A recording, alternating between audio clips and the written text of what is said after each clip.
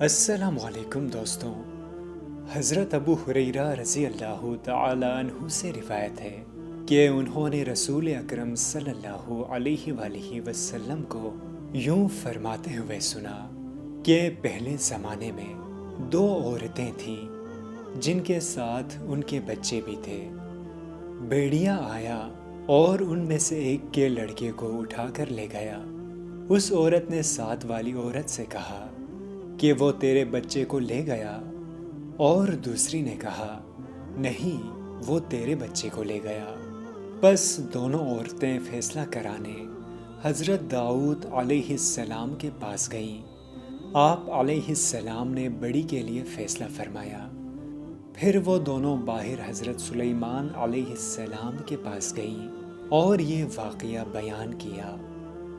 آپ علیہ السلام نے فرمایا، چھری لاؤ، میں اس کے ٹکڑے کر کے تمہارے درمیان تقسیم کر دوں گا۔ چھوٹی کہنے لگی، ایسا نہ فرمائیں، اللہ تعالیٰ آپ پر رحم فرمائیں، وہ اس دوسری عورت کا ہے۔